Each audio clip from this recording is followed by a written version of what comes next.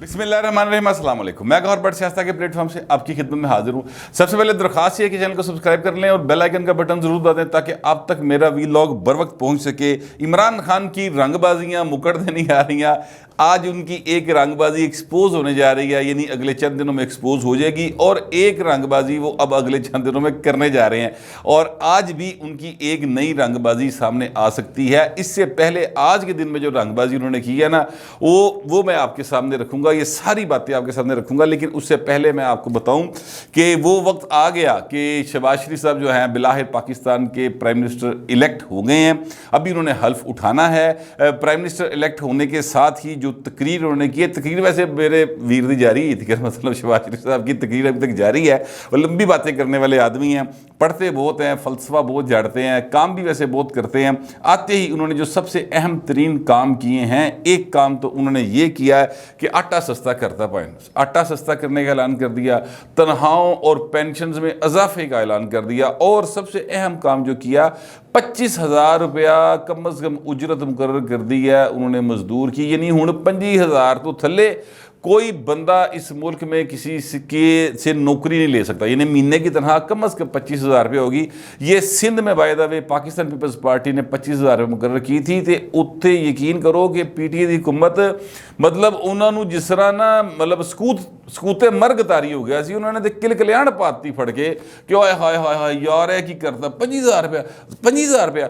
आपको याद होगा कि वहाँ पर इमरान इस्माइल साहब जो है बाय द वे सच याद है इमरान इस्माइल तो डिस्को डांसर जोड़ा है वो रिज़ाइन कर गया सर, और वो शाह फरमान जो केपी के गवर्नर थे वो भी रिज़ाइन कर गए हैं। 2 गवर्नर रिज़ाइन कर गए। उमर चीमा साहब से मेरी आज बात हुई थी, वो कहते हैं कि यार मैं सोच रहे हैं ये की करना है, गवर्नर पंजाब है वो, तो बहरहाल वो हो सकता है कि रिज़ाइन कर जाए, हो सकता है ना करें। अभी दरमियान में उनकी सूरत हाल है, क्योंकि ज़ाहिर है पंजाब के अंदर इलेक्शन है, ये पंजाब असम्बली में, और कायदे ऐवान का इंतखाब है, तो अभी उनकी इस पर कोई मुशावरत जारी थी। अभी कन्फर्म नहीं है कि वो इस्तीफ़ा देते कि नहीं देते। खैर, वो इमरान इस्माइल साहब जो डिस्को डांसर है ना, उन्होंने, मैं डिस्को डांसर पता क्यों कह रहे हैं था मैं दसा, वो आपको उनके गाने याद होंगे। उन्होंने डिस्को डांसर वर्गे गाने कुछ रिकॉर्ड करे थे पीटीआई के चक्कर में, तो वो उनकी एक शौक जो है ना वो ख़त्म नहीं होते, इसलिए मैंने उनका नाम डिस्को डांसर रखा हुआ है। वो डिस्को डांसर साहब जो है ना, उन्होंने वहाँ के चंद ऐसे जो आवाम का, गरीब आदमी का, मजदूर का खून चूसने वाले सरमायादार होते हैं ना, उनको बुला के प्रेस कॉन्फ्रेंस खड़काती थी उन्होंने कि देखिए जी ये तो 25,000 रुपये तनख्वाह रख रहे थे, 25,000 रुपये रख रहे थे, केड़ा कोई आसमान टुट पाया भाई ना, ताड़ा जेड़ा लीडर तो 25,000 रुपये की साज खींच जाता सी। मतलब मैं वैसे एक बात कर रहा हूँ, खैर समझने वाले समझ जाएंगे। मेरे कहने का मतलब ये है कि शहबाज शरीफ साहब के आने के बाद जो एक्सपेक्टेशंस थी उनमें से अद्धियां कितने उन्होंने फिलहाल पूरी करती हैं आज दी दिहाड़ी। अब इन पे इम्प्लीमेंट करवाना अगली जो है ना वो उन है कि वो किस तरह से इसको इम्प्लीमेंट करवाते हैं, क्योंकि जो सरमायादार होता है ना वो कहता है कि बाबू जी जो मर्जी हो जाए, मैं मजदूर नूं गरीब नूं इन्ने के पैसे देने हैं कि बेचारा सिसकता रहे तो मेरी नौकरी करता रहे, ये बच्चों का ढिड नहीं भरना चाहिए। ये उनकी एक अपनी सोच होती है, वो ज़्यादा से ज़्यादा खुद पैसे लेना चाहते हैं। अब नवाज शरीफ, ये शहबाज शरीफ साहब है, ये खुद एक सरमायादार फैमिली से हैं, तो कोई गलबात की होगी मियाँ मनशे नाल सैगला सुगला ना वड्डे जेडे है उन्होंने घर करके ही उन्हें सारा काम किया होएगा। तो अब ये बहरहाल अच्छी खबरें हैं, मैं आपसे अर्ज़ करूँगा। आज उन्होंने 2 ऐसे कायदीन की तारीफ भी की है अपनी तकरीर के अंदर जो वाक़अतन डिज़र्व करते हैं। मैं उनमें से एक तो ज़ाहिर है जुल्फ़िकार अली भुट्टो साहब, जो ज़ाहिर है मेरा भी कायद पाइन, पाकिस्तान पूरे का कायद अगर कोई हुआ आज तक, यानी जो 71 के बाद पाकिस्तान था या है अभी तक, तो वो एक ही शख्स है, उसका नाम जुल्फ़िकार अली भुट्टो है। मेरा इस पर मुकम्मल यकीन है। अगर कोई बंदा नहीं मानता तो उसकी मर्ज़ी, मगर मैं भुट्टो साहब के अलावा किसी को कायद नहीं मानता, यानी कायद और कोई नहीं। सच्ची बात यह है, क्योंकि एक कायद ने आपको की क़यादत की है, आपको आईने पाकिस्तान दिया, आपको वो राइट्स दी हैं जिसके ज़रिए आप बाकायदा तौर पर खम ठोक के कहते हैं कि बोलना हमारा हक है, हमसे ये हक कोई छीन नहीं सकता, रोटी हमारा हक है, ये जो है अपना सेहत हमारा हक है, तलीम हमारा हक है, ऐसा सारा कुछ पायनो जुल्फ़िकार अली भुट्टो साहब ने दिया हुआ है। बट एनीवे, भुट्टो साहब की तारीफ उन्होंने की, उन्होंने कहा ये एटमी प्रोग्राम की बुनियाद 74 में जुल्फ़िकार अली भुट्टो शहीद ने रखी। ये कौन कह रहा है पाइन? ये शहबाज शरीफ साहब कह रहे हैं। और शहबाज शरीफ साहब जो है ना वो हैं जो जुल्फ़िकार अली भुट्टो साहब के पार्टी के ख़िलाफ़ इलेक्शन लड़ते रहे हैं। मुझे बेनज़ीर भुट्टो साहबा का वो जुमला आज बड़ा याद आता रहा है कि democracy is the best revenge. आज वो यकीन करें कि जमहूरियत बेहतरीन इंतकाम है। इससे मैंने खैर तस्वीर लगाया की है, वो तस्वीर मैं आपको भी दिखा देता हूँ। यानी भुट्टो वो बैठे हुए हैं, जरदारी साहब बैठे हुए हैं, बिलावल साहब बैठे हुए हैं और शहबाज शरीफ साहब बैठे हुए हैं। उससे पहले शहबाज शरीफ साहब गए और बाकायदा तौर पर उन्होंने इस्तकबाल किया जो हैं अपना आसफ अली जरदारी साहब, और उनको अपनी साथ वाली सीट पे बिठाया, साथ बिलावल साहब को बिठाया, बाकी कायदीन भी उनके आगे सारे फ्रंट रो पे बैठे हुए हैं।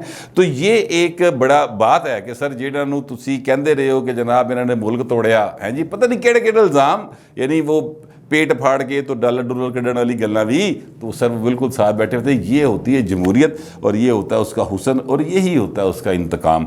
वक्त के साथ साथ चीज़ें जो हैं वो इस तरफ आ जाती हैं। इमरान खान का भी याद रखिएगा कि इसी तरह होगा। अब देखिएगा वक्त आएगा कि वो या शहबाज शरीफ के नाल बैठा होगा या वो आसिफ जरदारी के साथ बैठा होगा। ये सियासत जो है ना बड़ा जालमाना खेल होता है, इसमें बात बड़ी सोच समझ कर करनी चाहिए। लेकिन चूँकि ये इमरान खान साहब हैं, अच्छा मैंने अब आपसे कहा कि उनकी रंगबाजियाँ इमरान खान साहब की जो हैं वो अब आप ज़रा सुनते जाएं। एक रंगबाजी जनाब उनकी ये है कि उन्होंने आज असद कैसर साहब के ज़रिए एक मुकम्मल रंगबाजी करवाई और वहाँ पर उन्होंने बड़ा जज्बाती खिताब किया। लोगों के जो नौजवान बच्चे हैं कच्चे ज़हनों वाले, उनको ख़राब करने की कोशिश की, झूठ बोला बैठ कर बाकायदा तौर पर कौमी असम्बली की उस नशिस्त के ऊपर जो बहुत रिस्पेक्टेबल है और उसकी रिस्पेक्ट होनी चाहिए, और वो नशिस्त है स्पीकर की। वहाँ पर बैठ कर उन्होंने पूरी कौम के सामने एक दफ़ा फिर झूठ बोला कि जनाब खत आया, साजिश साबित हो गई, ये हो गया वो हो गया। फिर शाह महमूद कुरैशी साहब की इतनी लम्मी और बोरिंग तकरीर, भला लोड़ ही कोई नहीं तकरीर करने दी।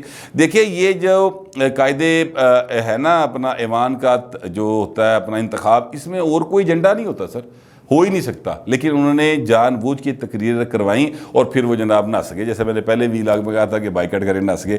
108 लोग थे आज उनके साथ आए हुए, बाकी कितने गए भाएं ਤੁਹਾਡੇ सोचने वाली गल है जो वीओ वाले काढ़े भी दईए जिन्होंने लोटा कहते तो बाकी कितने गए। मुझे लगता है राजा रियाज साहब जो है वो अपोजिशन लीडर बन जाएंगे, मैं आपको मुझे बड़ा पक्का डाउट है। और इस्तीफ़ों का ऐलान कर दिया। अच्छा अब इस्तीफ़ों के ऐलान के हवाले से दूसरी रंगबाजी एक्सपोज करने लगूँ मैं आपके सामने। इस्तीफ़े जो है ना वो आइन का आर्टिकल 64 है, वो कहता है कि मजलिस शूरा का कोई रुकन भी, यानी मजलिस शूरा से मुराद है पार्लियामेंट से मुराद है कौमी असम्बली और सेनेट, वो कहता है जी कोई रुकन भी इस्तीफ़ा देगा ना सर तो अपने हाथ से इस्तीफ़ा देगा, हाथ से, ठीक है, लिखा हुआ, हाथ से लिखा हुआ इस्तीफ़ा देगा और जाके चेयरमैन को पेश करेगा, यानी स्पीकर को या सेनेट के चेयरमैन को जिसका वो मेंबर है उसको पेश करेगा। और फिर उसके बाद आगे आ जाता है कानून, आगे आ जाते हैं रूल्स ऑफ बिजनेस, और वो स्पीकर को किसी जगह पे बाउंड नहीं करते कि इस्तीफ़े कदों तिकर वो कोल रख के बैठा रहे, ठीक है, कदों तिकर अपनी पटारी च रख के बैठा रहे, वो बाउंड नहीं है इस बात का कि फौरी तौर पर भिजवा दे। इस पर कानून और आइन खामोश है। इसी चीज़ का सहारा लेकर एयाज सादक साहब ने पिछली दफ़ा भी ऐसा किया था, अब भी एयाज सादक साहब के हाथ में आ गया। और वो कासिम सूरी साहब इतने ज़्यादा जज्बाती हो गए कि वो ये रूलिंग देने ही भूल गए कि सारे ने इस्तीफ़े कबूल कर ले। हालांकि वो रूलिंग दे भी देते तो उसूली तौर पर ऐसा नहीं हो सकता था। उसकी वजह यह है कि वो हैंड रिटन होने चाहिए और बहुत सारे अरकान में पहले बता चुका हूँ वो इस्तीफ़े देने के ख़िलाफ़ हैं। अब पता चलेगा कि इमरान खान की वो रंगबाजी कितनी कामयाब होती है मुकम्मल इस्तीफ़े देने वाली, फिर वो उनके खिलाफ कंपेन शुरू कर देगा कि इन्होंने घर मुजाहरे करो जाके। हालांकि अकल की बात यही है कि इस्तीफ़े नहीं देने चाहिए। पार्लियामेंट में बैठकर अब शहबाज शरीफ की जितनी भी काम है उनके ऊपर कड़ी नज़र रखनी चाहिए, तनकीद करनी चाहिए, तमीरी तनकीद करनी चाहिए। ये ही जमहूरियत होती है। इस्तीफ़े दे घर चले जाओगे, 3 महीने बाद इलेक्शन होएगा, फिर किस मुँह नाल इलेक्शन नहीं जाओगे खान साहब, सवाल है, पूछना चाहिए। तो अगर नहीं जाएंगे तो फाड़ी फारग मैदान से बाहर हो जाएंगे। बहरहाल इमरान खान साहब जो दूसरी रंगबाजी करने जा रहे हैं आज ही के दिन, वो जो मेरी इतलात है वो ये है कि जनाब कोर कमेटी के इजलास के अंदर ये फैसला किया गया है, ज़ेर बहस आया कि जो सदर अलवी है आरफ अलवी, वो या तो इस्तीफ़ा दे दे। आज कहेगा जी मैं हलफ नहीं लेना, शहबाज शरीफ तो 8-9 बजे के करीब उनका हलफ वैसे एक्सपेक्टेड है, तो कह देगा जी मैं हलफ नहीं लेना। ऐ 16 अरब का केस ही के 8 अरब का केस है, ऐ मकसूद चपड़ासी का है, जो उनका बयान है वो बयान कर दें, वो कह दें कि मैं हलफ नहीं लेता और ख़ुद इस्तीफ़ा दे के घर चले जाए। या दूसरा ये है कि जब वो हलफ लेने आए तो वो खत फड़ ले आते, जिस तरह सैयां की चिट्ठी नहीं वो इमरान खान ने कढ़ी सी, उस तरह सैयां की चिट्ठी कर ले, क्योंकि लाइव जा रहा होगा तो वहाँ पर रुला पा दे, यानी एक गंद डालने की कोशिश करे कि जनाब ये जो है ना ये चिट्ठी है और ये जो बड़ा गलत है और मैं इस मौके पर इनका हलफ नहीं ले सकता। तो फिर क्या होगा, फिर डिप्टी जो चेयरमैन सेनेट होगा वो आके लफ लेगा। तो ये सारी चीज़ें जो है ये बैकग्राउंड में चल रही हैं, ये मतलब उनकी सजेशन है। ऐसा हो सकता है, मैं ये नहीं कह रहा होने जा रहा है, ऐसा हो सकता है। तीसरी रंगबाजी जो खास सब करने जा रहे हैं वो ये है कि जनाब 27 तारीख को, ये सॉरी 17 तारीख को, 17 अप्रैल को वो जा रहे हैं कराची और जलसा करेंगे और वहाँ पे जनाब कहते हैं जी मैं फटे चुक देंगा फट के। अच्छा, वो जो साहब जा रहे हैं ना वहाँ पे, इसके बाद का ऐलान किया असद उमर साहब ने, और वहाँ पर जाके फिर ज़ाहिर इमरान खान ने, मेरी नज़र में तो एक रंगबाजी है, वो रंगबाजी करेगा वहाँ पे जाके, झूठ सच बोलता रहेगा। मतलब मैं हैरान होता हूँ यार, जो इंसान किसी भी मज़हब का मानने वाला हो, किसी भी मज़हब का मानने वाला हो, चाहे वो मुसलमान हो, हिंदू हो, सिख हो, ईसाई हो, जब वो अपने मज़हब की मतलब जो है मुक़द्दस तरीन क्या कहना चाहिए, हमारे लिए तो आयात होती है ज़ाहिर है कुरान पाक में, या अपनी वर्सेस जो मुक़द्दस तरीन होती है उनके वो पढ़ के काम शुरू करता है, गुफ्तगू शुरू करता है, तो एक्सपेक्ट ये किया जाता है कि बंदा सच बोलेगा। लेकिन मैं हैरान होता हूँ, ये बंदा ईया का नाबुदु व ईया का नस्ताईन से शुरू होता है, ठीक है, और उसके बाद वो मुसलसल जो झूठ बोलना शुरू करता है। मेरी समझ में नहीं आता कि बाहर चलेंगे, उनका अपना मसला, रब जाने थे मतलब कि इमरान खान जाने, वो आप ही पूछ लेगा। लेकिन मैं ये आपसे अर्ज़ करना चाहता हूँ कि ये वो 17 तारीख को वो एक ये रंगबाजी करने जा रहे हैं। अच्छा, एक रंगबाजी शहबाज शरीफ ने आज उनकी कर दी है एक्सपोज, या करने जा रहे हैं, मैं आपसे अर्ज़ करूँ, यानी वो उन्होंने ऐलान तो कर दिया, अब अगले चंद दिनों में वो पूरी तरीके से एक्सपोज हो जाएगी। वो रंगबाजी है जनाब वो सैयद जी की चिट्ठी वाली, ठीक है, वो कि जनाब वहाँ से हमारे एम्बेसडर ने ख़त लिखा और ख़त आया 7 मार्च को, 8 मार्च को जनाब वो आ गया, तरीक़े में एतमाद आ गई। और मैंने आपसे पहले भी कई बार अर्ज़ किया है कि इस चिट्ठी का उस तरीके में एतमाद के साथ कोई ताल्लुक़ नहीं है। ये खाकसर बड़ा माड़ा एक साफ़ी है, लेकिन मैं ये बात कम अज़ कम पिछले 3-4 माह से कह रहा हूँ कि तरीक़े में एतमाद आएगी, तरीक़े में एतमाद आएगी, और मार्च के महीने में आएगी, और मार्च इमरान खान के ऊपर काफ़ी भारा गुजरेगा अखीरले दिन। आप अगर मेरे पिछले वीलॉग्स उठा के देख लें, दिसंबर से मैं शुरू हूँ, नवंबर दिसंबर से, आप यकीन करें आपको ये सारी चीज़ें मिल जाएंगी। ऊपर मैं भी लिया मतलब अमेरिका के नाल मैंने भी ला दो पढ़ के, लेकिन अमरीका को दस देना ताड़ी गेम कर रहे, मेरा तो कोई फायदा करो, मतलब हासे वाली गल है ना यार। मतलब जिस तरह की बातें करते हैं मुझे समझ नहीं आता, ये पता नहीं शायद इनके जो है ना ज़ूम्बीज़ ही हैं जो इस किस्म की बातों को मान सकेंगे। आज शहबाज शरीफ साहब ने उसको एक्सपोज किया अपनी गुफ्तगू में, और सारा वो मौका बयान किया कि किस तरीके को ये जरदारी साहब आए, किस तरीके को जनाब बैठ के हमने तय किया, फिर 3 तारीख को हमारे इजलास हुआ, फिर जरदारी साहब की CEC का इजलास हुआ, फिर PDM का इजलास हुआ, फिर हमने ये सारी उन्होंने तफसील बताई है। लेकिन असल बात जो होगी ना, वो उन्होंने कहा कि जनाब मैं पार्लिमानी पार्टी, यानी वो सॉरी पार्लिमानी कमेटी, मैं माजरत चाहता हूँ, पार्लिमानी कमेटी, सिक्योरिटी की पार्लिमानी कमेटी का इजलास मैं तलब कर रहा हूँ, और मैं आज सारी मशावरत करके तो इंशाल्लाह जल्द से जल्द इसको तलब कर रहा हूँ। और उसमें ये ख़त पाइन सारा आएगा, उसमें आर्मी चीफ कमर जावेद बाजवा साहब भी होंगे, उसमें ISS चीफ भी होंगे, बाकी इंटेलिजेंस के इदारों के सरबराह भी होंगे। उत्थे बैठ के सारी गल डिस्कस करो, इन कैमरा होगी, और अगर एक रत्ती बराबर, यानी अगर वो कहते हैं कि उसमें अगर एक शुबा भी निकल आए कि जनाब हम में से कोई एक बंदा अमरीका के कहण ते सारा कुछ कर रहा है, तो असी इस्तीफा दे घर चले जाएंगे। वैसे मैं आपसे अर्ज़ करूँ कि अगर वो एक रत्ती बराबर निकल आए तो शहबाज शरीफ साहब फिर तुम जेल जाना पड़ेगा। लेकिन ये चूँकि वो उन्हें पता है कि ऐसी कोई बात नहीं है, इसलिए वो इतने यानी वो यकीन के साथ ये बातें कर रहे हैं, फ्लोर ऑफ द हाउस कर रहे हैं, प्राइम मिनिस्टर ऑफ पाकिस्तान है। वैसे यार वो नजूमी लभने चीज़ें जो कहते सन कि शहबाज शरीफ साहब के हाथी च वज़ीर आज़म बनने की लकीर ही कोई नहीं है जी। ये नजूमी लभने चाहिए ने, वो कह रहे सन ना काफ़ी सारे नजूमी सन, हुण उन्होंने पूछो कि भाई वो तो बन गए वज़ीर आज़म, हुण दस।